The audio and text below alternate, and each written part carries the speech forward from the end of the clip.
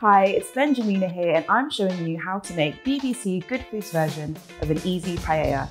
You can use items from your store cupboard to make the traditional Spanish dish.